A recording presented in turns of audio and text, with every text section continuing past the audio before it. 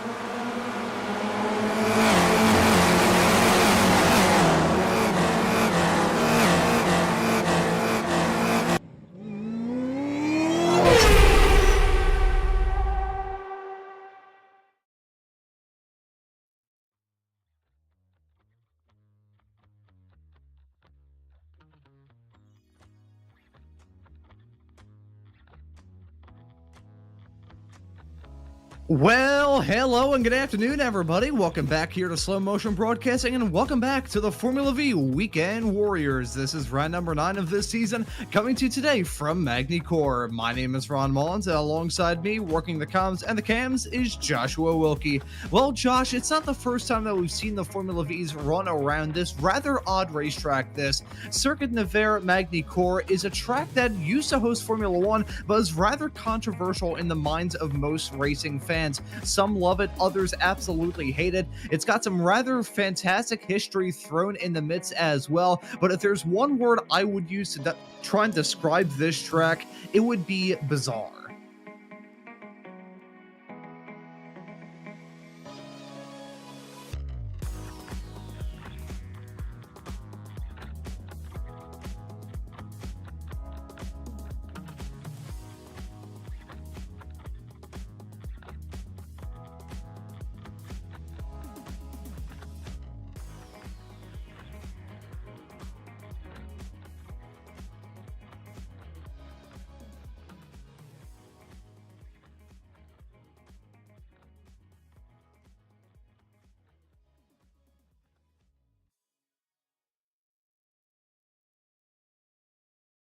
Yeah, really looking forward to seeing how this race is going to fare. I will say, and this is honest, I did get the opportunity to race alongside some of these drivers just last night. These racers here on the Formula V Weekend Warriors have their own Friday night draft party session. Had a rare break in my schedule, the first Friday night that I've had off since God knows when, I think probably May. And I decided to spend it by running with some of these racers. And I'll tell you what, folks, very good reason why I'm behind the microphone instead behind the wheel. I can tell you what, these racers know how to run the Formula Vs.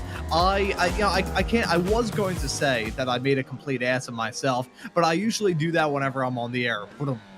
But we're currently in the midst of qualifying right now. These drivers looking to get the first lap times on the board. And a reminder to those who haven't tuned into this series before, here in the Formula V Weekend Warriors, unlike the other Weekend Warrior series broadcasted here on Slow Motion Broadcasting, we only have solo qualifying, 15 minutes with these racers given 4 opportunities to try and get the job done here in this qualifying session, and really looking to see what sort of times these racers can set. Super important to try and get a good run here in qualifying, but again, this is a rather draft-heavy track. Some good straight-line blasts, including this one coming at the very challenging turn number 3 of Estoril, a turn that I ran into some issues with last night. It is just tight enough whereby you can't go flat out through it in a Formula V. You have to flutter that gas pedal heading off through there, and it's important to get a good run out of that section as well, because this long flat-out blast heading down into the Adelaide hairpin at turn number 5 not only leads into one of the best overtaking opportunities on the lap, but it is a super long flat-out blast in these Formula Vs, which, let's face it, Josh, they are not the quickest race cars in the world. So a straight-line blast like that may not seem like too much on paper, but in these Formula Vs, you could grow gray hairs by the time you make it into 5. Yeah, absolutely, Ron. I think I had my mic muted there during the opening, so maybe I'll just repeat myself a little bit. Yeah, this place is definitely very unique, Ron. It's long, it's winding. I think mistakes are going to be a big deal today. It is pretty big, as you can see here. It's a wide track. There's going to be lots of drafting.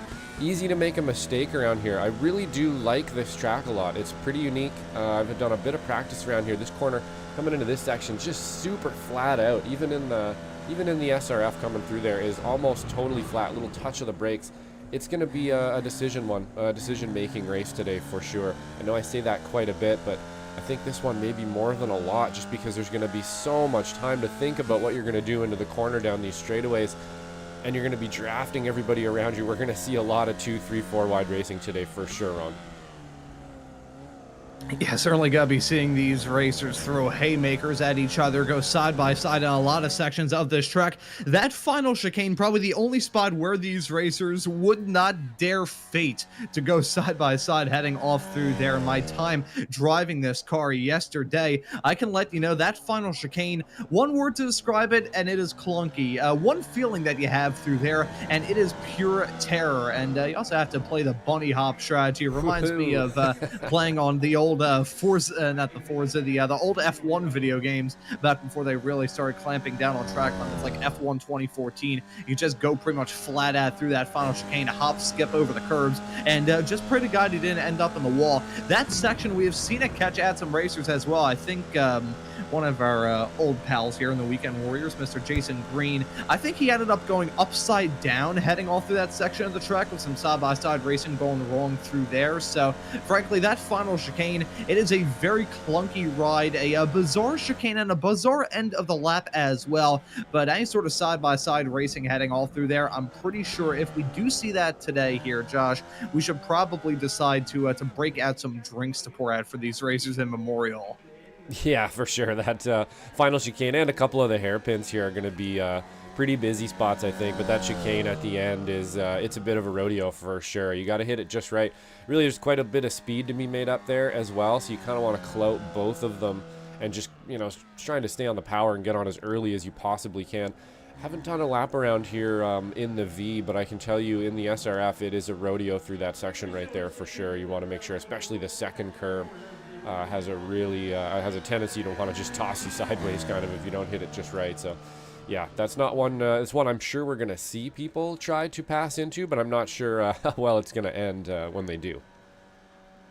And just one of the many chicanes around this racetrack. You've got three of them. You've got, obviously, that one, the final two turns, turn number 17 and 16. I don't know why I did that backwards. You got the Nürburgring section of turns number 7 and 8 right off in the mid-sector coming out of the Adelaide hairpin. And then mirroring that on the other side of the wall coming out of the Adelaide hairpin, we just saw Brian Szynski head his way off through there. Turns number 12 and 13, the Imola section. Some small little chicanes that these racers have to worry about in these Formula V's. The only real trouble spot of those chicanes probably going to be heading off through that section that we just saw Brian Szynski head through right there. Here is Dan Szynski, his brother, currently running at your top 10 as it stands at the moment here in qualifying. Still rather early doors, looking good for Felix Moes, your current provisional pole sitter at 205.2. Ethan Orr set to join him on the front row right now. Parvin Ladar, top of the Spec 2 competitors in third, and currently sharing the second row of this grid with fellow Spec 2 racer, Spec 2 winner at the Saxon Ring, and the sponsor of today's broadcast here in Slow Motion Broadcasting, Mr. Russell Telker. Thank you, Russ, for sponsoring today's broadcast here on Slow Motion Broadcasting. Currently qualified in fourth as we ride on board with him, heading his way off into turn number 9. This is 180 degrees. That is the name of the turn. I swear to God, that is what it's called on the iRacing track map.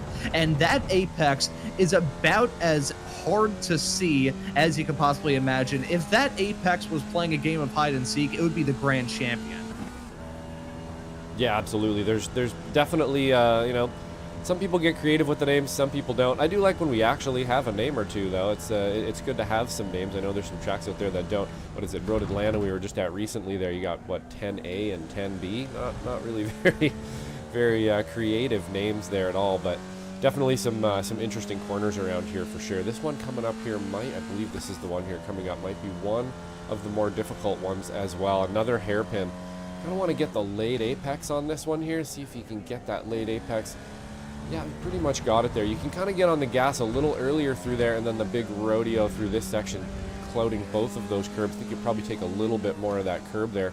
That's a fourth place for Russell Telker, seeing if he can maybe get a little better than that. Not going to do it this time, though. Pretty close as Ethan Orr takes it 205.1.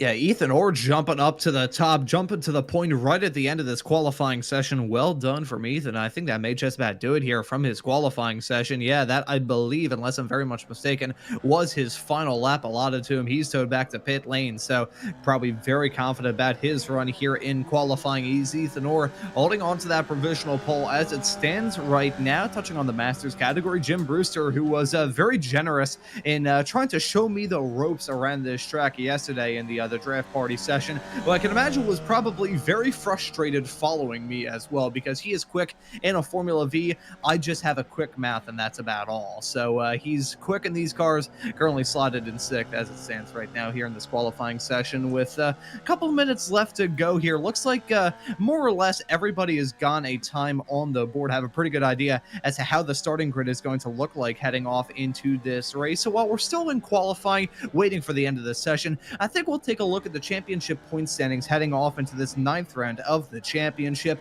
getting into crunch time for sure. And in Spec 1, it's pretty much looking all right for Felix Moes. 737 points on the board right now, but unlike a Boeing, Felix Moes has been incredibly reliable all throughout this season, holding on to that championship points lead as it stands right now. Ethan Orr slotted in 2nd at 589. The thing is with Samoas, he's been the consistent force, but he's also been there hasn't been too much of a key main challenger to Samoas, and that's part of the reason why he holds on to a comfortable gap.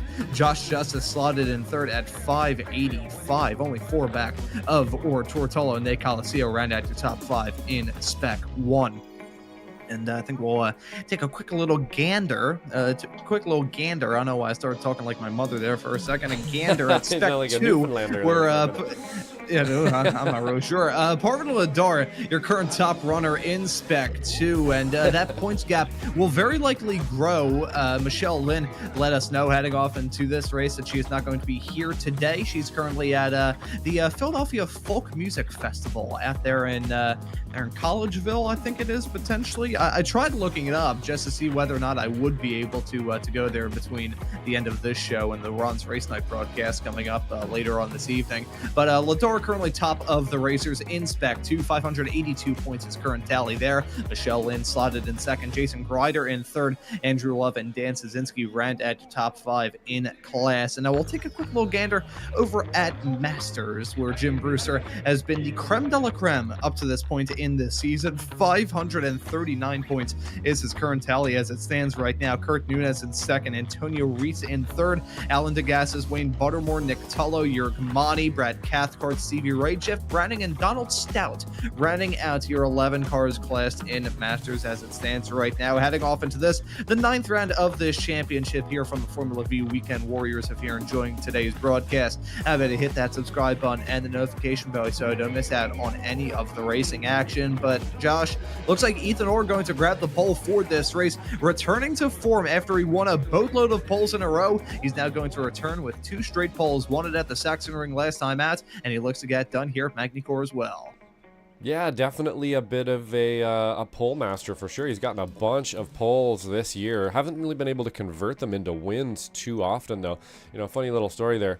I got a message from Michelle this morning saying that she went to Folk Fest, and I swear I read Fork Fest, and I was like, oh, that must be some sort of eating thing. And I sent her a little emoji. Yeah, I sent her a food emoji. So I'll have to explain that later. But you know, either way, I'm sure there's some good food at Folk Fest as well, and these things generally have good food. That's me checking my phone early in the morning. I think I was wiping the dust out of my eye there when I read that. So enjoy the food and the folk music. I'll tell you what, kind of similar to that when I was getting some tips from Jim Brewster heading around the track. He told me that I was killing it heading off through one turn, but I guess I didn't get all the mashed potatoes out of my ears. I thought he said that I will be killed. So we all have our moments. It's okay. Ethan Orr, though, going to start this race from the pole position. Well, too much WD-40. It slipped away from us, but there it is back again. Ethan Orr going to start this race from the pole position. That is pole number that's pole number 7 for him this season. Holy cow. Felix Simoes, the only other racer in Spec 1 thus far this season to start from the pole. Did it back-to-back at Jerez and Long Beach, looking to extend that lead in the championship as he'll start this race in P number 2. Parvin Ladar going to grab the Spec 2 pole, starting this race in third. Second week in a row that a Spec 2 pole sitter has started in third. Incidentally enough, Russ Telker was your Spec 2 winner last time out and your Spec 2 pole sitter last time out as well. He'll start alongside in P4. Josh Justice will start in 5th alongside Jim Brewster in 6th. Brian Szynski will start this race in 7th alongside Scott Russell, a usual Weekend Warriors staple. First time we've seen him in the Formula V, so he'll start this race in P8 with Brian Hansen, Dan Szynski rounding out your top 10. Only a few more cars left here on the starting grid. It includes Nick Tullo starting alongside Jason Grider, Wayne Buttermore alongside Stephen Westcott, with Brian Belansky, the SCCA announcer, rounding out your 15-car starting grid for this race. Josh, some familiar names at the top of all of our classes, but this is not a very familiar racetrack to these competitors. It's gotten a bit of use over recent seasons in the Weekend Warriors world, but this is still a bit of a venture off into the unknown for these drivers. Yeah, I think even for drivers that have been here before, we haven't, you know, there's tracks that we've been to 10, 11 times. We go to every season. This is new, very new. So even if we have been here before, it's only going to be once or twice, and there won't be as much laps or confidence and stuff around here. You know, I was saying on the run-up as well, I really do like this place a lot. I think it's going to turn into a track that we like, but I guess we'll see this weekend here. We're going to have the V's run on it. We're going to have the Spec Racer Forge run on it, and we should have a pretty good idea of what kind of track it's going to be then. Like I was saying in the run-up, I think this is going to be one of mistakes. It's pretty easy to get a braking zone wrong here and go a little deep, or you know, not get on the gas quite early enough. It is pretty wide, it's fairly technical, and it's very drafty, so those little mistakes are really going to extrapolate down that straightaway when you make them. And I think today's going to be, again, another one of those races where putting in the laps and being consistent is really going to pay off. Yeah, it's going to be one of those races where consistency will reward the racers who are the most patient in this event coming up. 30 minutes may not seem like the longest race in the world, and that's because it isn't. But at the same time, there are so many falling anvils that can fall down on these racers throughout this race. 17 turns around this very technical racetrack. It's hosted Formula One. It hosts the Formula V's here today for round number 9, the Formula V Weekend Warriors. Single file all through the final chicane, the only way to go around there. But we're going to get them packed up and get the green flag out in the air as the drivers are on their way. Heading down the start-finish stretch off into turn number 1. They're going to go. This quick start to the lap going to be good for these racers to try and stay close and maybe go side by side, but they got to walk around on eggshells. Heading off through here, that's Russ Telker and Jim Brewster battling hard. Brewster getting off to a good start, but now slipping back in tow behind Jim Brewster as they careen their way onto the backstretch out of turn number 3. It's Ethan Orr leading, but now we get to see the game of Formula V drafting leapfrog get put on full display. Yep, after the first couple corners there, they sort out, and now we are in draft territory for sure, and it's going to be a lot of drafting around here, I think, today. So it's going to be about decision-making again, making good decisions, making sure that you don't make a mistake early on and are there at the end. And it's nice and wide out there, so it should be fairly easy to find some room to cut some shapes and make some moves happen, but we'll see. Yeah, we will certainly see what this race has in store. For now, though, on lap 1, these racers keeping it rather calm, rather tame, settling into a groove. One driver did not take the start, that being Nick Tullo. So 14 starters here at, I nearly said Bathurst. That's where the Formula Fords are going to be at tomorrow. Here at Magny Cours, though, we've got the Formula V's and Ethan Orr, the Pied Piper as it stands right now. Felix Samoa is slotted in second. Parvin Ladar, he needs to try and run a good final sector of this lap because it's now a nearly 3/4 of a second gap between himself and Felix Samoa. If he loses out on any more time, we may end up seeing those front two begin to break away. Ethan Orr and Felix Samoa have been the dominant racers up to this point here in Season 3 of 2025, so it won't be the most shocking thing if those two broke off into their own little pack, but at the same time, I feel like those racers have gone away more often than not, so let's give them something to be a bit nervous about here in this race. Yeah, absolutely. I think they got lots to be nervous about there, too. This is going to be a big draft track here. Even back here, Josh Justice, he has a chance today for sure where he is right now. You know, if things change and then that lead pack can gap a little bit more, then that's going to slip away from him. But he's still not totally out of the game here yet, and that's just because this track drafts so well. Jim Brewster going to be a hard guy to get around here as well. See if he can't clear Jim Brewster, or perhaps Jim Brewster has the speed today. We will find out here.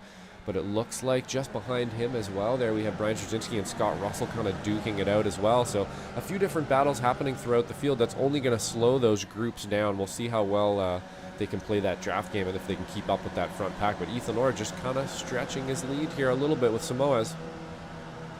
Yeah, those two trying to break away as they're now side by side heading down the back straightaway. Coming out of golf turn number 4. Yes, that is a turn there. They mark it off on the iRacing track map, but that's Samoa's jumping into the race lead. Some squabbling going on right behind. That's Josh Justice trying to look for it around the outside of Jim Brewster. That turn, the Adelaide hairpin, turn number 5, the only turn around this track where you're going to see these Formula V cars go into second gear. Now, for anyone who hasn't driven the Formula V before, I will let you know as someone who's absolutely awful in these cars. Contact being made into the chicane. That's Straczynski going off with Scott Russell. I think that was Russell whacking the curb too hard on that inside, achieving low Earth orbit in the process, but also wiped Straczynski out as well. Yeah, that was never going to work. I actually kind of picked those two up because they were beside each other, and I thought, hey, if they stay like this through there, that's never going to work. And sure enough, they stayed beside each other, and that's never going to work. You can see kind of up through the front of the pack here as well. So we can go back, and we're getting a bit of a gap here between Russell Telker and Jim Brewster now, and it looks like, again, getting a little bit defensive here with Josh Justice is starting to not pay off there potentially. I'm actually a little bit surprised. It looks like Brian Hansen has dropped a little bit off that, maybe because of something that happened in front of him there, but that pack looked like it was starting to kind of form and now has broken up a little bit, but really unfortunate there for Straczynski and Scott Russell. Getting caught out, unfortunately, just trying to go through the same piece of track in the same corner there. There's more than enough room for two cars to get through here, but nope, just didn't happen that time, unfortunately. You'd be surprised, honestly. Going side by side, heading off through there can be rather treacherous, and plus, with that inside curb through there as well, there is one way that can end, and it is poorly. You can see that curb nearly as high as a tire, that and yes, curb's what got him. Nothing he could have done. Yeah. Wow. Yep. So I take that back. That curb whack. It looked like he's just a little bit shallow there, maybe trying to cover the line off from the car in front of him, and which caused him to strike that curb. I'm not sure he was expecting to get pogo sticked into the air quite like that, Ron. Yeah, the inside curb heading down into that chicane is about as blunt as you could possibly get. You hit that, it's basically like running straight into a solid concrete wall, but I don't think these racers want to run into a solid concrete wall. Unfortunately, that was what happened there with Scott Russell, so he's now down in 10th, with Szynski down in P11. This is a side-by-side tussle between Brewster and Justice. Justice looking to try and take that run coming out of the final chicane. Now, these Formula Vs, if you get a move done, you need to get it done with authority, and you can get that authority over your competitor if they get a bad run through that final chicane, which is super easy to get, whether it be a bad curb whack, just carrying not enough speed through there, and those momentum-based cars like these Formula Vs are. You can also pick up a slowdown heading off through there, and I'll tell you what, I picked that up last night, and those slowdowns are about as big of a kick in the shins as you could possibly get. I would rather get whacked in the middle of my face with a bowling ball. Yeah, absolutely. I'd rather take a brick in the head or something for sure, Ron, definitely. It feels so bad when you get a slowdown around here, even just a kind of natural one when you make a mistake, let alone one that you actually have a number in front of you. You have to peel down as your competitors fly by you. You know, this track's all about momentum, and there's probably nothing worse. They can slow you down other than maybe a slowdown or facing backwards. But looks like this pack here is starting to kind of stretch itself out a little bit from Justice and Brewster. Josh not able to get that pass done. Maybe a lap or two earlier he'd be able to attach himself here, but he's kind of lost this pack now. We'll see if he's got the pace to catch up to Russell, and we can tighten this pack up again. Maybe Jim Brewster can follow along with him too, and we can get a good race going up front here. But up front we do still have the two usual players here of Ethan Orr and Felix Samoes kind of battling it out. Parvinder Ladar trying to bring up that rear. He's going to look to the outside here. I'm not really sure. This is going to be for position at the moment, so to speak. This is just jockeying back and forth, trying to get a little bit more forward from everyone else. At least that's how I'd be thinking about it, Ron. Yeah, what we see at the front of this field right now is it's basically like a usual Formula V pack if it approached the event horizon of a black hole. But if you want to tune into some great iRacing action before the heat death of the universe, subscribe here to Slow Motion Broadcasting so you never miss out on any of it. Samoa's at Ethan Orr running in P1 and P2. That may be the oddest thing I've said in a series of odd things I've said in my iRacing broadcasting career. But these two, they've always been up at the front throughout this season. You've heard weirder coming at me. You've probably heard weirder out of me thus far in this show. Yeah, we've had we've done wow, man. I was thinking about it the other day just to kind of break in the race here as we're looking up the nose here of Ethan Orr behind Felix Samoa's big drafting area here. But we've done so many races together, Ron. Yeah, it's we're probably 300, 400, 500 races or something now, 3 or 4 years at least doing this together. So yeah, I've heard some pretty wacky stuff out of both of our mouths, I think, at this point. But that was an interesting one as well. It looks like we're probably going to get another battle down the front straight here, I think. Yeah, I think we may have another squabble between these racers. I think they've been rather tame when it comes to the battling. You'd expect them to just be throwing haymakers at each other, but they know these Formula Vs rather well. I mean, they're the racers who have shared all the pole positions thus far this season in the Spec 1 category. They've shared a decent amount of wins. Felix Samoa's up to this point in the championship has 4 wins, last of them coming at Long Beach a couple of weeks ago. And Ethan Orr, despite having the disgusting amount of pole positions that he's had up to this point, was only able to get into victory lane for the first time last time out at the Saxon Ring. I think ever since he got that monkey off his back, the driver of the number 22 car of Ethan Orr, looking to try and bounce back and get some good results before we wrap this season up. We'll say those front two have officially broken away as Parvinder Ladar now 1.5 seconds off the back of Ethan Orr. So it looks like instead of being 6 cars all battling together, we've got a 2-2-2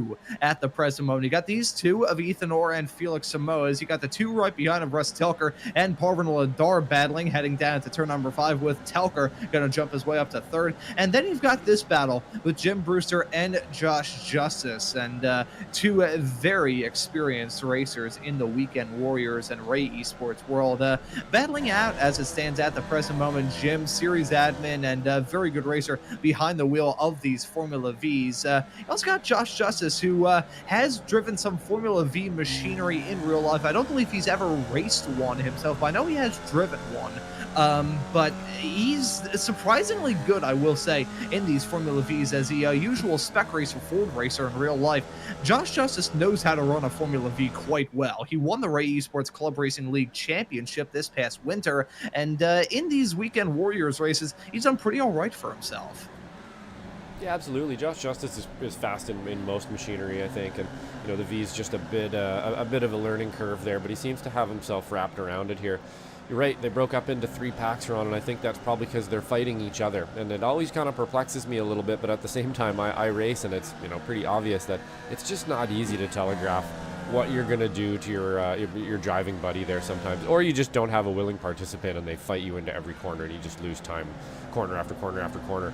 Either one can lose you time, and that's kind of what's happening here. And it always surprises me a little bit because all they really have to do is play ball to get up front, but they're happy with where they are, I suppose. And it's very, very difficult sometimes, like I said, to just telegraph, to be like, okay, let's try to work together. And you try to work together, and then all of a sudden it feels like they're fighting you, and you kind of start to fight back, and you just lose time that way. It's very hard to move forward unless somebody's willing to allow you to leapfrog them back and forth so you can get forward. And that's kind of what we've seen here today, I think, as well. We've got basically 3 packs of 2 cars fighting each other, and all they have to do is work together a little bit to get forward, but we'll see if that happens by the end of the race. Either way, though, we should have 3 pretty good battles on our hands here between the 3 classes as well.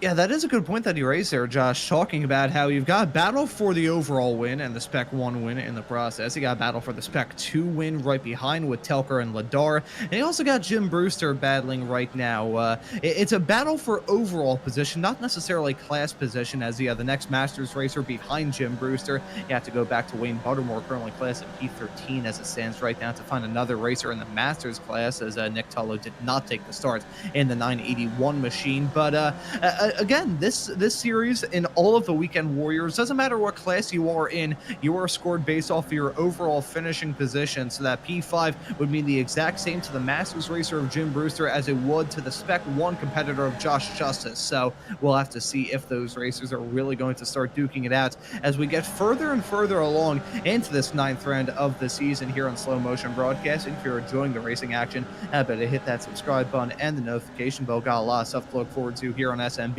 in the months that lie ahead, including the Kickstarter of the brand new Extreme Motorsports IndyCar Championship Series. They're looking for more signups. I think their goal is about 35, and last time I heard, they were solidly inside the 20. So if you'd like to sign up and run those fantastic IR18 IndyCars, bit of a departure from these Formula Vs, but they put on some good racing too. And there are also some drafters, especially if you put them on an oval, then you can join the Slow Motion Broadcasting Discord server and look for more information that way. But the information we've got on screen right now is rather evident. 6 cars separated by a decent amount, but they're still in their own little nook. They're in their own little battle right now. Yeah, everybody's kind of settled into their own battles. I think probably reserved to that. Okay, I'm just fighting this driver here today. I'm going to try to maximize that, and who knows, maybe something will come to me. Maybe the cars in front of me will have an accident and I can catch up to them, or they'll have a little moment, and it looks like there's a big gap there, right? But all that takes is one little spin, and boom, you're back in draft range, and all of a sudden those 2 cars are part of this fight at the front again. And same with Brewster and Joshua Justice there, bringing up the rear as well. Pretty fanned out from there in the back as well. We've got pretty big gaps between everybody else too, so it's kind of just car to car to car. You do see way in the back there, we got Straczynski, I believe, and that's Jason Grider going side by side here for P10, I believe that is. So pretty fanned out at the moment, and I had a feeling this was going to happen at this track. Really big. There's a bunch of different lines around here. There's only really one super fast line. It's not super easy to find, and on top of that, Ron, it's not really easy to execute over and over again, this place being so large. Yeah, this is a very tough track, this. In my time racing it last night, I can let you know there are plenty of sections of this track that can catch you out, and I'll tell you the ones that caught me out big time.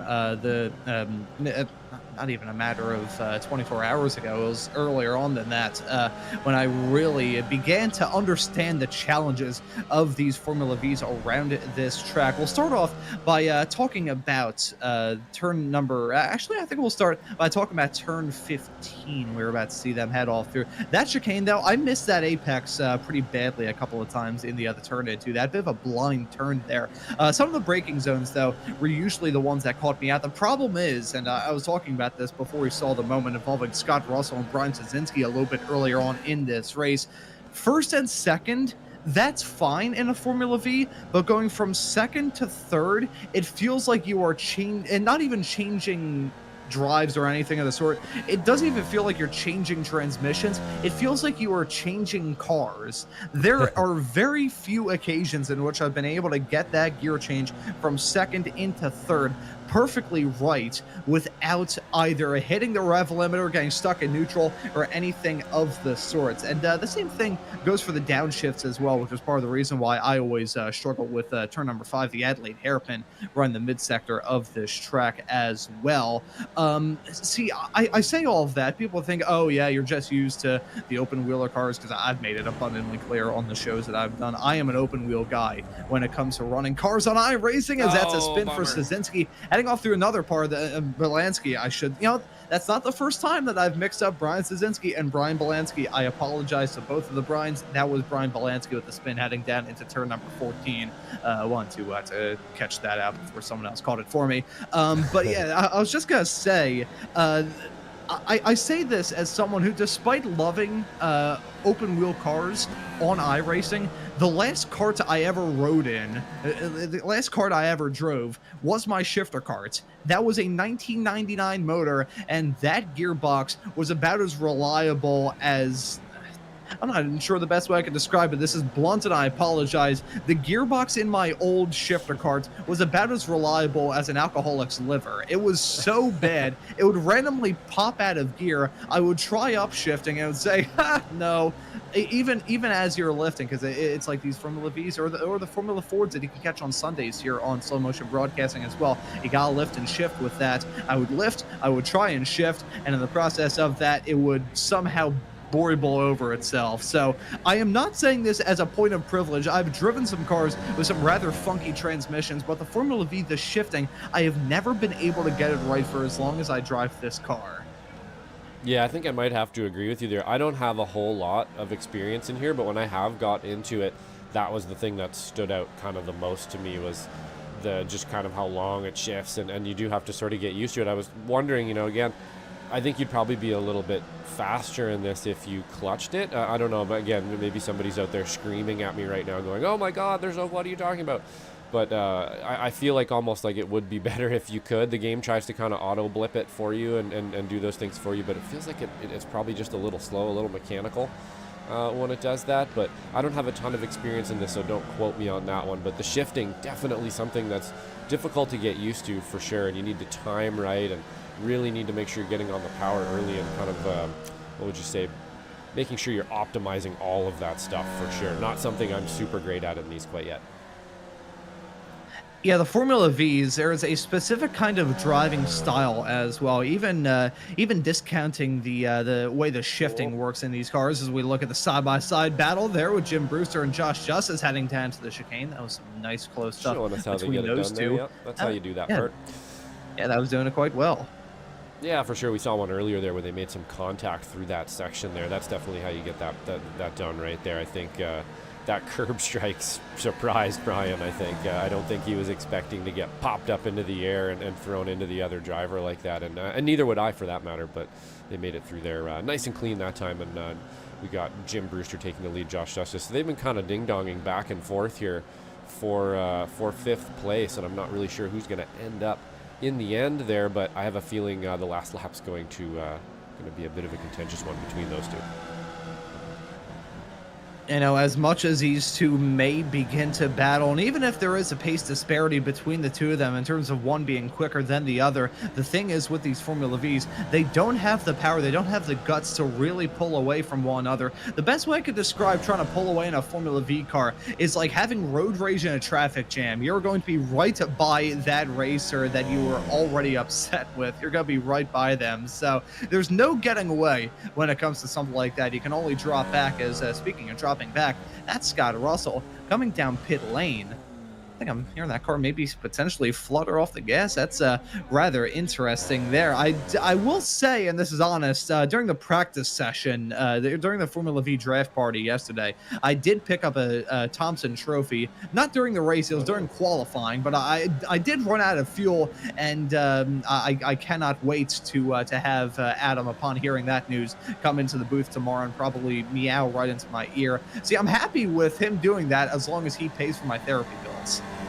Yeah, we haven't had too many meows lately. I think he's been a little bit busy. We'd love to see Adam back on the mic, back on the track, back out there, but we know he's busy with the family and stuff there, so we wish him all the best with all of that as well. We do miss you over here, though, for sure, brother, and welcome back anytime on the mic or on the track or anywhere else for that matter. And yeah, we all miss you here at the Weekend Warriors and Slow Motion Broadcasting, but we know there's the greater good to be had there for sure. So all the best with that, with Adam and everything too. And yeah, it's been a little while since we've talked to him. We haven't gotten meowed at in a while, Ron. Yeah, it has been quite some time since I had a 30-year-old man from the Air Force meow right into my ear. And I'm keeping my fingers crossed that it will be a very long time. But no, we absolutely love Adam. I'll share a little bit of behind-the-scenes stuff. And I will say the Ray Esports, over on the Ray Esports channel, the Racing Line podcast is coming back in a couple of days. I believe it will be Dirk Braun, Weekend Warriors racer and teammate over on Slow Motion Racing, where Adam is a big part. I think he's going to be on the podcast. So, Jason, if you're tuning into the show, because I saw him in the YouTube chat a little bit earlier on, you can include this, and we can share it with the chatters over on the Racing Line podcast this upcoming Tuesday night. Right after, I think it was right around when Adam announced that him and his wonderful wife, Sarah, had their baby. I think I said, if Aspen, their daughter, if Aspen's first words were falling anvil, I would be incredibly disappointed in myself, and I would definitely reconsider the direction that I'm going in when it comes to my job. So hopefully that appears on the podcast. That would be a rather funny clip for sure. But right now we got a battle with Ethan Orr and Felix Samoa side by side down the backstretch into turn number 5. Another swapperoo between those two, and that's exactly how the fates went. P1 into T5. There we go. I got it right eventually.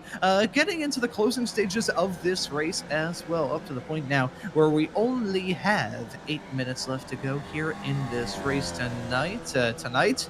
Not tonight, unless you're in Europe. It is this evening, this afternoon here on the east coast of the U.S. Currently 4:41 p.m. here on August the 16th of 2025. And to all of you tuning into this broadcast here on Slow Motion Broadcasting, I hope you enjoy this race and this broadcast here. We've got a good battle that's probably going to get even more intense between Orr and Samoas. Doesn't look like Samoas is going to push that issue too much. Heading down the very short stretch into turns number 12 and 13. The Imola chicane, very hard to go through there side by side, but we are starting to see these two maybe squabble up a little bit more than we did in the early stages, Josh. We're starting to see Ethan Orr and Felix Samoas really begin to duke it out. I think this is an indication that they know the end of the race is coming, and they know they need to figure out how and when they can make the move for the win.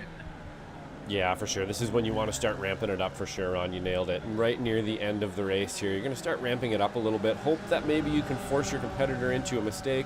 Maybe see if you can find a chink in his armor for that last lap. And yeah, they're going to start pushing each other now. And I would imagine the same thing is going to be happening for Russell Telker, Parvinder Ladard, as well as Jim Brewster and Joshua Justice as well. Will be fighting each other here for the next 7 or 8 minutes until the end. And it looks to me like Ethan Orr's got, I'd really like to see him convert one of these poles into a win, but being up front like that, you're just a target, at least at the moment anyway. You've got to try to play this kind of ding-dong battle back and forth so that you're in the right position at the end, and that's a lot easier than it sounds.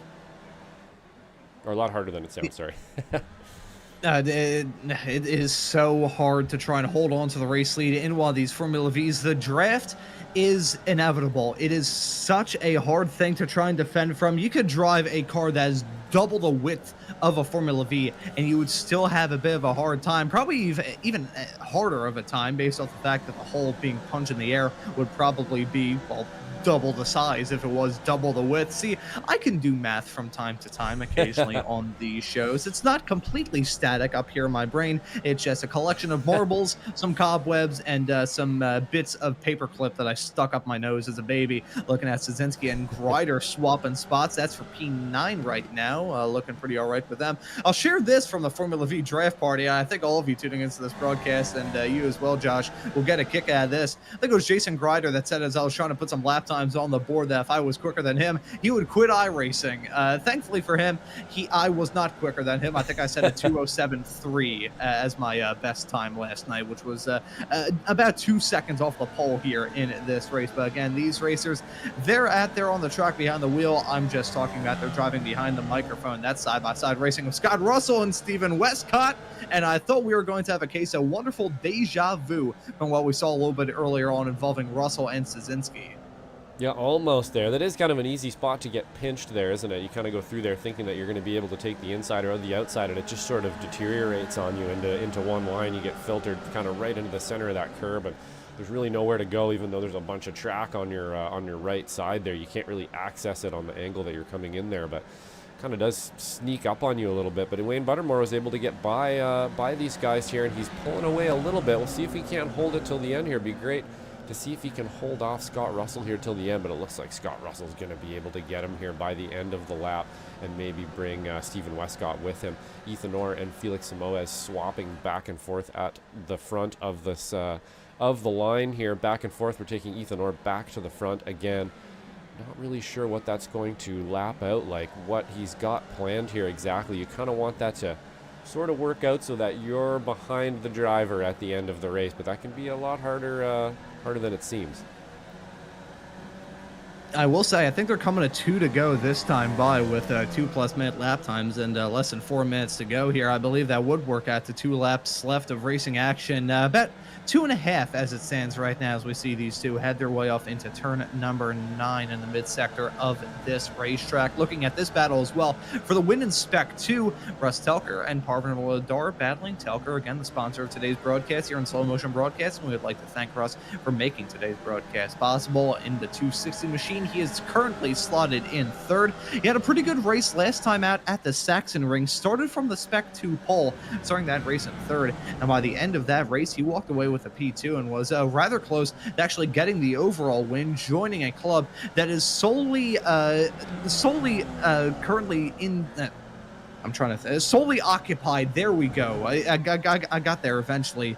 Joining the club that's solely occupied by Andrew Love, who was able to grab the overall win at Phillip Island for race number 2 of this season as a Spec 2 racer. Telker, though, a P2 result last time out did him wonders in the Spec 2 championship, but Ladar looking to try and run strong here in this race. I mean, he has a pretty comfortable points gap heading into this round. I'm not sure if he'll try and force this issue too much. Last time we saw Ladar win in Spec 2 this season was at the VIR North round, where he finished P5 in that race, grabbing the Spec 2 win in the process. Only has 2 wins in that class up to this point, both of them being P5s, but Ladar just up there through consistency. Everybody else has fallen to the wayside, and proves a point that I've said for many moons. Sometimes that key to do well in Spec 2 is just having a whole lot of consistency on your side.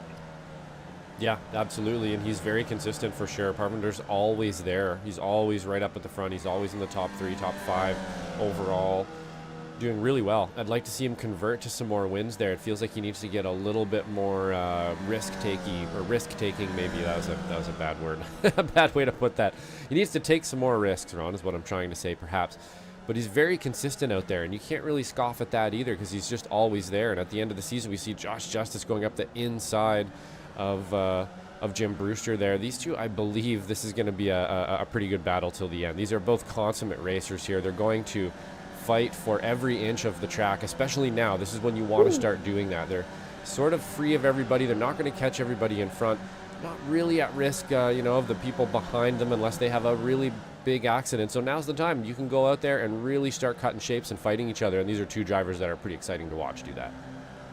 And look at that rather fascinating line from Josh Justice heading out of turn number 8 through the curve in the road into 9. That bean section of the racetrack, as I like to call it, rather tricky to nail down in these Formula Vs where weight transfer is just about this car's biggest mortal enemy. But Justice running a very shallow line, heading all through there. He's trying to find any way in the book to make up some time and figure out a way to get past Jim. You can see an interesting line as well through turns number 12 and 13. I'm not sure if that is intentional. Oh, that's certainly not intentional. Running wide at turn 14, kicking some gravel up into the air. I've made that mistake, and that's still going to cost him big time. The white flag is in the air for Ethan Orr and Felix Samoa's. One more lap of racing action for all of these competitors, and for these front two that have taken the lion's share of poles and combined for 5 wins up to this point here through the first 8 rounds of the championship. It's probably going to be one of these two grabbing the checkered flag. The real question is, will it be Samoa's 5th or will it be Ethan Orr's 2nd? Let's see, though. Samoa is going to benefit from the draft coming at turn number 3,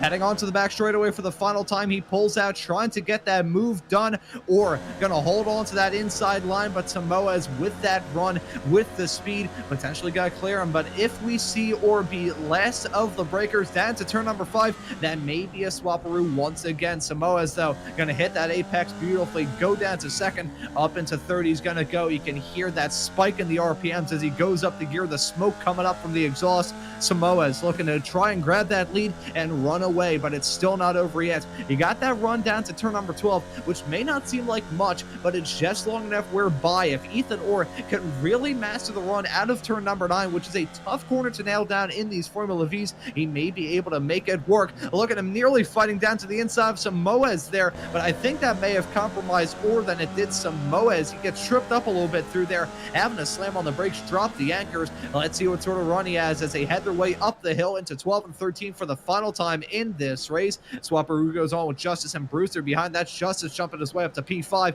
but I'm still focused on this battle up in the front as Samoa's looking to try and defend on the inside line through 14, or looking for it on the outside. Let's see if that'll work. Keeping that momentum rolling, though. He may look for a dive down to the final real corner around the track before that last chicane. Turn 15, he looks for it on the outside. Samoa is blocking the inside, side by side as they head their way down the hill into the braking zone for the last time in this race. Samoa's and Orr keep it tidy, keep it clean, and Samoa's got to keep on to the race lead as Orr runs wide as a dangerous approach through the chicane. That's going to be win number 5 this season for Felix Samoa. Well done, Felix.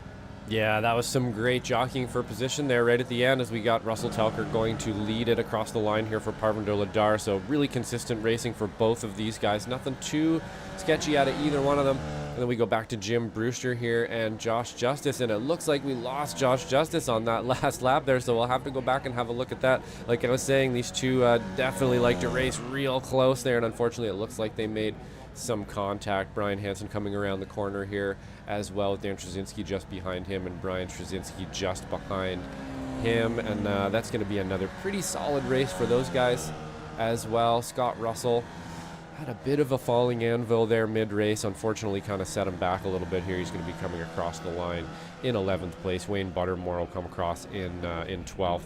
Westcott in 13th. Belinsky going to finish out this race in 14th. Great to see him out there having a bit of an incident there at the low speed and the curb. Still getting used to these cars. Not an easy one. I'd be out there doing probably about the same thing there. Not easy to drive these guys right away. A little bit different than almost every other car out there. But let's have a quick look and see what happened to Joshua Justice and Jim Brewster here, Ron. I think Justice briefly retook that P5 spot from Brewster, but then Brewster must have jumped back through turn number 9, and then Justice hit that curb big time on the inside of 12 and loops it coming out of there through turn 13. He goes sideways, slideways, and up into the air. The tire smoke goes. We're right on board with him as well. This is Josh Justice's perspective here, and very happy to say that thankfully, because it is iRacing, he won't be feeling that back pain in the morning, but the tires are certainly going to be feeling the pain as a result of that slide. That's P6 for Justice at the end of this race. And now we can see the Crash 'em Up Wreckfest at the end of this race. I got a sneak preview as to what they're probably going to be angling towards. I think we have a mix of racers wrecking on the inside of turn number 3. I think it may have been Brian Zazinski who unlocked that method. And if they are wrecking into turn number 5, I'm going to take credit for it, because on the cooldown lap from that race the other day, I went straight on heading into the Adelaide hairpin. I'm not sure if that's what these racers are actually going for. Instead, you can see them up to speed, heading off to the final sector. There's a bit of the wall on the inside of 3 that I'm pretty sure if you hit, you can pretty much do a backflip against the wall. It's sort of like those sheer walls that they drive against in a monster truck, so you can do a huge backflip. I think that's what they're doing here. Let's look at them heading their way on the pit entry there through the grass, or gonna get sideways. There's that wall. There's a hop. Oh boy, up in the air they're gonna go. That's Tucker. He takes out the flag stand. Ladar just hit the wall as well. I want to see someone's perspective in all this, because I'm pretty sure we are probably gonna have to pour out a drink at the end of this. That looks like a rather vicious impact in the V. Well, you almost killed the flag worker there for sure. Somebody did. Let's see if we can't get a good shot of Parvinder Ladar here. Well, just got ballparked immediately. So unfortunately, iRacing sort of taking away our fun there and just zapping everybody into oblivion as soon as they jump. Here, let's see if Wayne Buttermore's got one for us. Oh, I hear something crashing there in my ears. Oh, there we go. Wait, grabbed by a physics anomaly. Oh boy. I'm not sure what the heck that. I sound like an alien cattle auctioneer there for a second. Speaking of tongues, whoa, okay. Oh, that's Dan Stasinski upside down. I'm not sure what I'm seeing at the present moment. This is an anomaly. Oh, there's Stasinski right on board with him. Well, that's not a great shot from Stasinski's camera, and he broke our cameras. Okay, then. Oh! Uh-oh. So we're going to do our best to try to get a picture back here. This has happened to me before, where it seems to be when the camera goes under the... goes underneath the race. That's it. Oh, and we got it back. There we go. Yeah, getting a good shot at the bottom of the car there. Nice little skid pad. Actually, they've done some pretty good graphical work on the skid pads on these things, huh? That looks pretty realistic these days. Yeah, you can see every single rivet, every single one. I'll tell you what, if any of these cars were painted red, that skid plate would be worn down so much they'd get disqualified at the end of this race. If anyone gets that Formula 1 reference, I don't know what the prize would be. A couple of 100,000 jelly beans, potentially. The barge board? Yeah, the barge board. Yeah, the barge board has been worn down. That looks like a... I'm not sure if my shot's exactly the same. You can see the ladder up against the concrete wall right in the midst of the tires there, at least from my perspective. Looked like a ladder to get into a pool there. I'm not really sure what to say about that. All I will say, though, is that that's the race here at Magny Cours. A rather intriguing one, to be sure. Not the regular draft fest that we see in these Formula Vs, but overall, I think those racers played it rather mellow today. And I think we'll take a look at the results before we head off into some interviews, because I can see some drivers looking to have a chat with us at the end of this race here today. And we'll let you know that Samoas, Felix Samoas, that is your race winner for the 5th time this season. Samoas, a Portuguese man behind the wheel of that number 31 machine, going to grab the checkered flag here today. Ethan Orr slotted in P2, yet again not converting from the pole, but still a very good race from Ethan as well. Russ Telker, the sponsor of today's broadcast here in Slow Motion Broadcasting, going to walk away with the 2nd straight podium this season and a 2nd straight win in Spec 2 in the process, so well done to Russ there. It's Parvinder Ladar finishing this race in 4th. Jim Brewster will win it in the Masters category. Josh Justice will be class in 6th. Brian Hansen in 7th. Dan Stasinski in 8th. Brian Stasinski in 9th. Jason Greider runs at your top 10 with Scott Russell, Wayne Buttermore, Stephen Westcott, and Brian Belansky rounding at the cars that actually took the start in this race. No retirees, and Nick Tullo did not grab the green flag. He's class 15th, 15 laps down. Rather odd how that all works out there, but Josh, Looks like we got some drivers off there in the interview waiting area. I think I'll set this one up for you here real quick because I feel like I've been talking for quite some time. I'll let you get a word in edgewise, and I'll give you a little bit of time to set it up with the sponsor of today's broadcast and our Spec 2 winner in the process of all of it, Mr. Russ Telker, second straight podium overall in a row, and his second straight Spec 2 win in the process as well. So I'll drag him in for you here in just a couple of seconds time. And Yeah, let's do it. Russell, great race today, man. And thanks for sponsoring the race as well. Great cause and everything as well there that you bring with you every time you do the sponsors with us. And that's, I believe, your second S2 win in a row. How'd you get it done today? yes, it is. Man, we got a good start. The four of us did. And I kind of just sat behind Parvinder for the first, I think, 4 or 5 laps. And then we kind of fell back from Ethan and Felix. We just couldn't quite hang with their pace. And I got around Parvinder there on that back stretch and just stayed out and was able to run consistent laps. Yeah, that's kind of what it looked like out there today. Basically had 3 packs at the front of cars there, of 2 kind of spacing out from each other, a little bit different in pace around the track, I think, and then obviously getting caught in a little bit of fighting back and forth and stuff as well. But pretty smooth out there. Is this a track that you liked? Was this one that you had to practice a lot at? Is it something that you're going to continue, enjoy driving this track, or is this one you kind of like in the rearview mirror?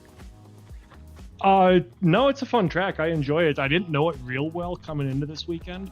I think we raced here one other time, and I don't believe that went very well for me. But good practice session last night with the Friday night draft party, and that went well, and I was able to continue that today. Right on. Yeah, those draft parties, definitely getting a bit of practice in with the crew and some tips and stuff is super helpful for sure. And yeah, this place is really easy. Really easy to make mistakes around here and kind of get lost on. It's a pretty big track, especially for a V. Lots of drafting out there, but. Thank you so much for sponsoring the race today, Russell. We can't put these things on without you. You bring a great cause with you in the ALS association here fighting Lou Gehrig's disease. So make sure, if you guys are out there, have a look into that. See if you can't donate. Open up your wallets a little bit for it. It's a great cause, and we can't thank you enough, Russell. And good win today in S2. Thank you very much. Anybody you'd like to thank out there? Just like last weekend, this whole community. They're awesome to work with. They're fun to race with and talk with, and we just have a good old time. Excellent. Right on, Russell. Well, we'll see you next week, and good job on the win. Thank you very much. You have a good one. Thanks, sir. And that right there was the sponsor of today's broadcast here on Slow Motion Broadcasting. And for the second week in a row, your Spec 2 winner, Russ Telker. And as we had him here in the broadcast booth, I was looking up there, and I can see that Felix Samoas, our race winner, is up there in the interview waiting area. So I'll drag him in and talk to the racer, grabbing his 5th win of the season here today. Felix Samoas now joining us here in the broadcast booth. Felix, welcome in. Win number 5 for you this season here in the Formula V's. How about you talk us through this race at Magny Cours? Hello. Yes. It was quite an eventful race. I mean, the whole race was just me and Ethan. We was passing each other, just waiting for the last lap, basically. Unfortunately, there wasn't that many people racing, and Russell and Parvinder, I was hoping they could keep up with us with the draft, but was not possible.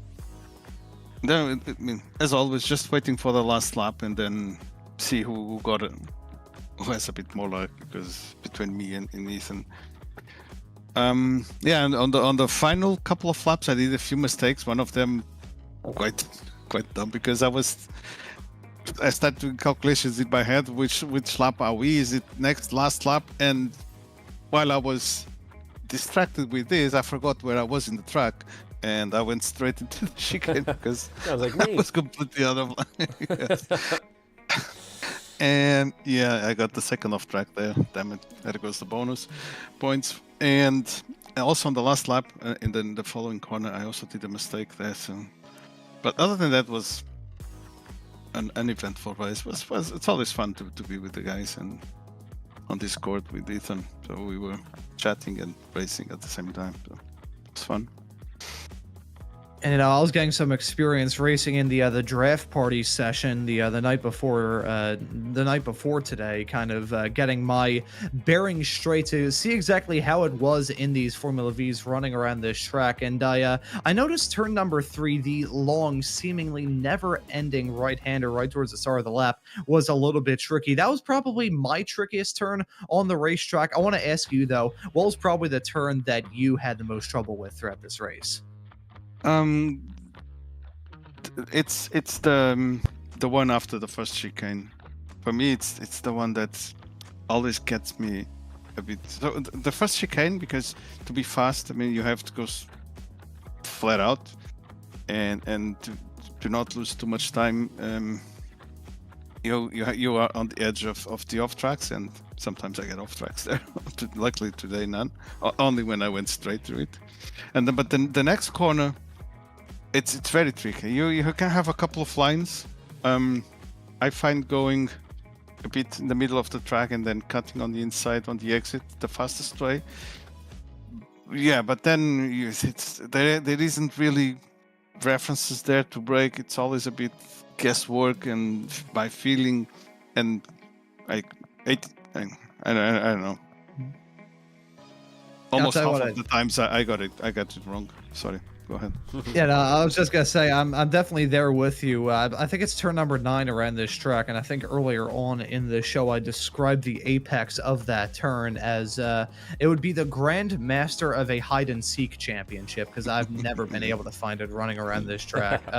But looking ahead to next week here, Felix, running at Okayama, we got a preview from our SMB colleague, Mr. Guido Marzuki, saying that was going to be an almighty drafting race. So what are your thoughts heading off there to that track in Japan in just 1 week's time? Yeah, unfortunately, I won't be taking part in that race because I'll be in Hockenheim Ring watching my son at the Formula Student event. So yeah, awesome. I'm off next race. That's pretty awesome. I know my local college, Temple University here in the city of Philadelphia, has a nice FSAE program. I guess that's just what they call it here in the States. Usually, I think I got to tour that back in 2018 as well, which, there was a certain point in time where I thought I was going to go to school for engineering. And as I said last week, I now make fart jokes on the air. But Felix, we'll let you give thanks or shout outs before we let you go and celebrate this win. I mean, as usual, everybody involved in making so much fun to take part in these races. The organization, the guys who keep this running, and you guys in the booth for the commentary, and a huge shout out for the sponsor. Yeah, that's pretty much it. And thank you as well for joining us here in the broadcast booth, Felix. Well done on the win, and good luck to your son at that Formula Student event at the Hockenheim Ring. Yeah, good luck. Thank you. Take it easy, man. Have a good one. That right there was our Spec 1 winner at the end of this race. Felix Mose joining us here in the broadcast booth. And Josh, I think I've played my cards just about right here, because after he had to teach me how to drive around this track in a Formula V last time out, which is basically like trying to teach the concept of the color pink to a blind person, I think I've played my cards right well, because we have Jim Brewster, our Masters winner, up there in the broadcast booth, and I'll let you have a chat with him. Yeah, let's do it. Jim. I'm mostly. Hey. How was it out there today, man? It looked like you and Joshua Justice had a pretty ding-dong battle there for a bit. And that's the only reason I'm here. I want you to go talk to Wayne, because remember early in the season I was cheering for Wayne to get in the booth, and he didn't get in the booth. Yeah, so we'll get him. I'm here Sure. to thank Josh for a great race. I sent him a note, but we had about as much fun as a two-car race can be, being that we lost the guys in front of us, and then we had a big gap, and I really thank him. It was a really good, clean race, and yet he really took some real fun shots at passes, and so it made it a lot of fun. Anyway, hey, go talk to Wayne. See you guys next week. I hope we get a better field. It seems like everybody sort of liked this track, so maybe we'll keep on the schedule. Yeah, it was good. I think it was. Yep. It was on the surf schedule, and that's why I put it on our schedule. So if somebody else uses it next season, then we'll be back here. But thanks for everything, guys. Hi, Tam. See you guys next week. Excellent. Have a good one, Jim. I guess we'll go ahead and bring Wayne Buttermore in here and have a quick talk with him if you want to grab him for me there, Ron.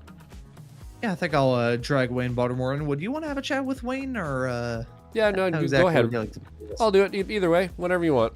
I'll talk with him. Sure. I'll let you have a chat with Wayne. That was like a third of an interview there with Jim, so I'll let you have a chat with him. Yeah, why not?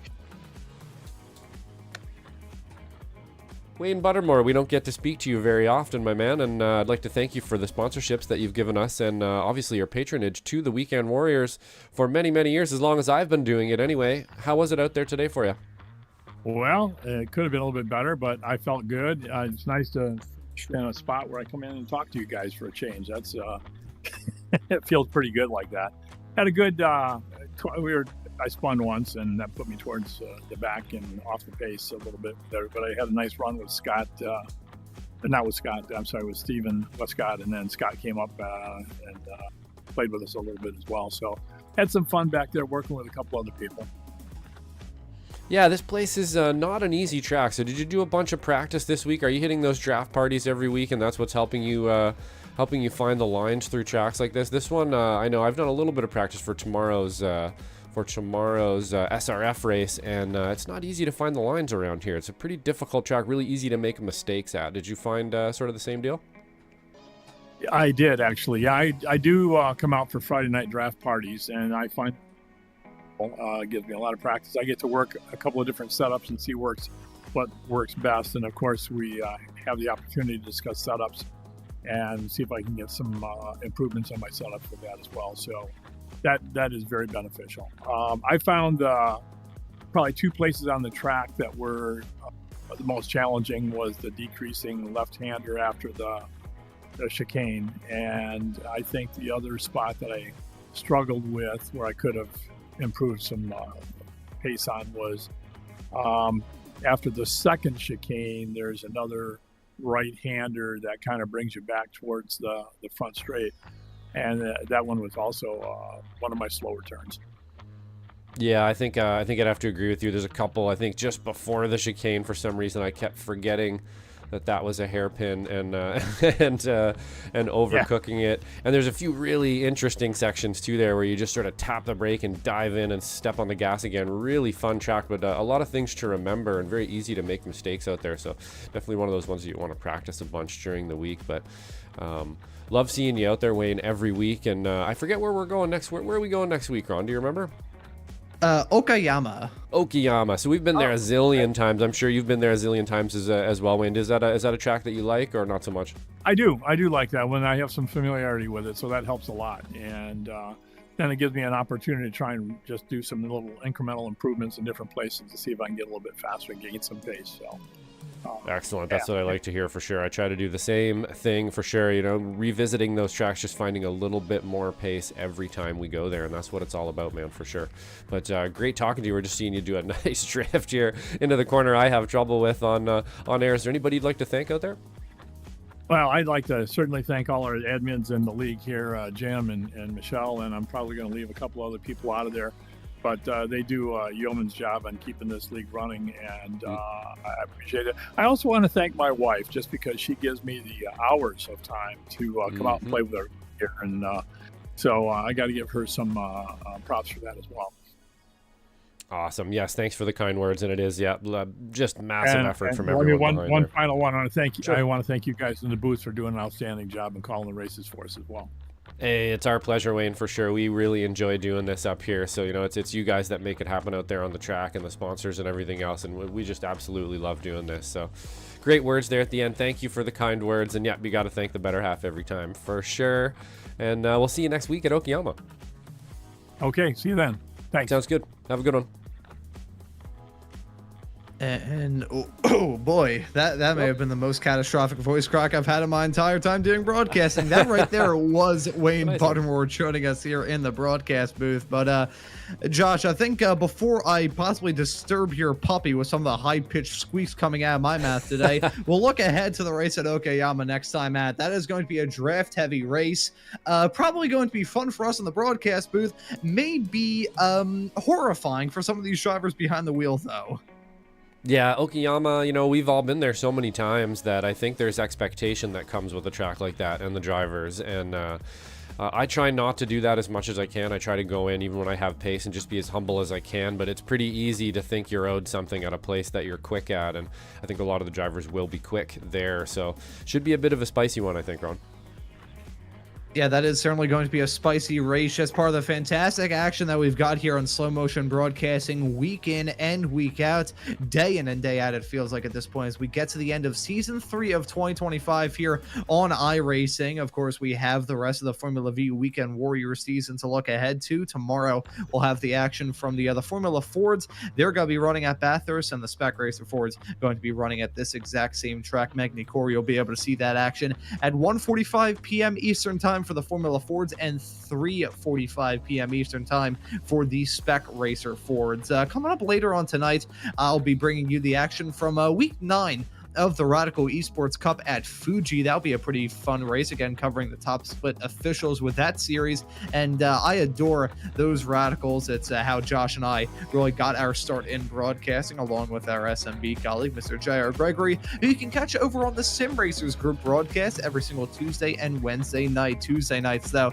you can also catch the action from American Muscle Series. They're going to be running at Nobody Knows. The mystery tracks continue through round number 4 of that championship, coming up this Tuesday at 9:10 p.m. Eastern Standard Time. Wednesday nights, though, going to soon be the returning home of the Extreme Motorsports IndyCar Championship Series here on Slow Motion Broadcasting. If you'd like to join in on that series and the 7-round championship that they have to look forward to here between now and the end of this calendar year, you can join in on the Slow Motion Broadcasting Discord server through the links here on the YouTube channel and find some more information. We can help you get started with that absolutely amazing series. Season 1 was fantastic, and with those refreshed IR18 IndyCars, expecting more of the same and more fun as we get into Season 2. But as for this broadcast here, for week number 9 of the Formula V Weekend Warriors here at Magny Cours, that will just about do it. So for myself, Ron Maunz, and Josh Wilkie working the comms and the cams with me on today's broadcast, I say thank you all so very much for tuning into this broadcast here on Slow Motion Broadcasting today, and we hope to see you all wherever it is in the not too distant future.